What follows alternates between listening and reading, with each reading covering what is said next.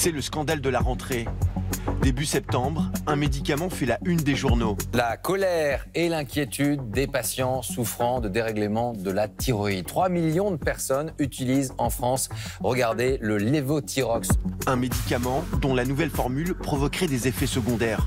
J'ai eu des symptômes de fatigue immenses. J'ai pris du poids, j'ai perdu mes cheveux, j'ai eu des tendinites sévères. Mécontentement des patients, parmi lesquels la comédienne Annie Dupéret, qui interpelle les pouvoirs publics. Je l'affirme, il y a réellement un scandale sanitaire autour de ce médicament. Face à la pression, le gouvernement finit par céder. J'ai demandé à l'Agence du médicament qu'elle fasse en sorte que l'ancien Levothyrox soit accessible de façon à ce que ceux qui le réclament puissent le prendre. Et ce sera disponible dans 15 jours. En quelques semaines de mobilisation, les patients obtiennent gain de cause. Mais à l'origine de cette victoire, une anonyme et un simple post sur Facebook. J'imaginais pas finalement l'onde de choc que ça allait faire. Pétitions en ligne, forums, réseaux sociaux. Le web serait-il devenu le nouveau gendarme de la santé publique? Le Tube a enquêté. Dans ce café parisien, nous avons rendez-vous avec Mimi Douanet, auteure jeunesse et patiente soignée par Levothyrox depuis 15 ans. Elle a été l'une des premières à signaler les effets indésirables de son médicament. J'ai fait un post sur ma page Facebook qui, dans les heures et les jours qui suivent, a été partagé par près de 8000 personnes.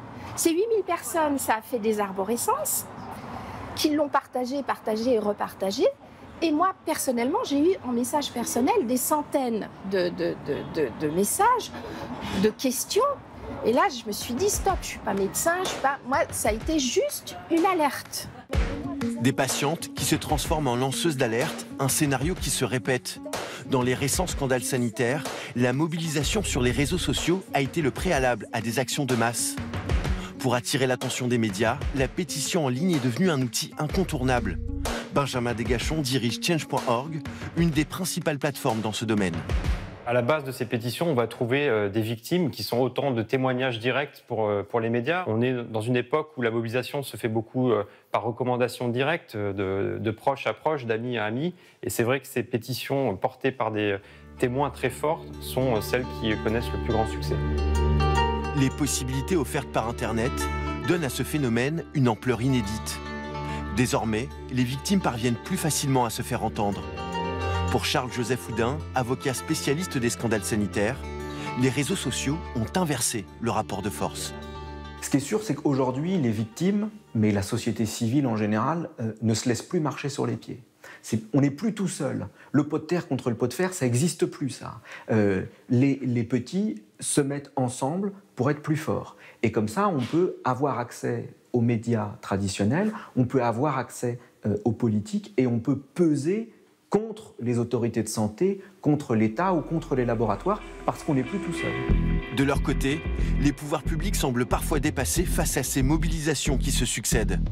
À l'Assemblée nationale, nous avons rendez-vous avec Olivier Véran, député de la majorité et rapporteur général de la Commission des affaires sociales. Pour lui, les autorités sanitaires doivent revoir leur communication.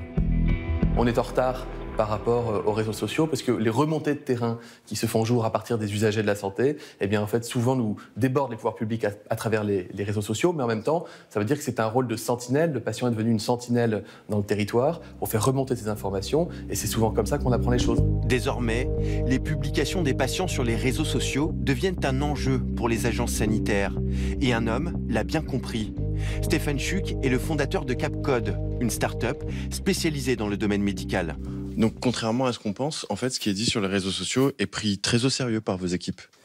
Très au sérieux parce que, effectivement, c'est le ressenti des patients qui va s'exprimer sur les réseaux, alors notamment sur les forums, des forums comme Doctissimo ici, où on va pouvoir analyser un certain nombre de paramètres.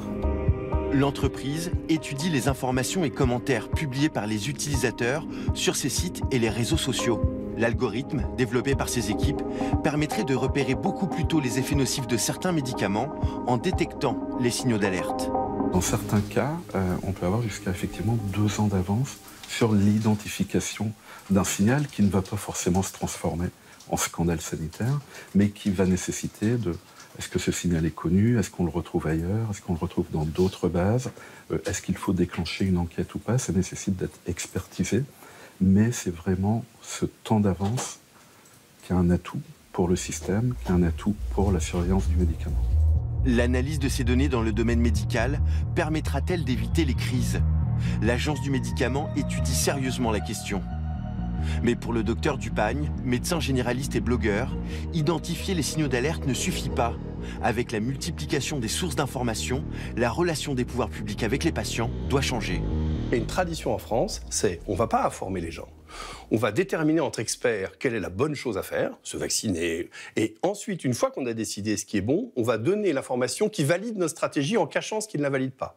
Et ça, ce n'est plus possible, ça ne marche plus. Je pense qu'après l'affaire du Levothyrox, on va beaucoup plus intégrer les patients dans les décisions stratégiques concernant leur santé.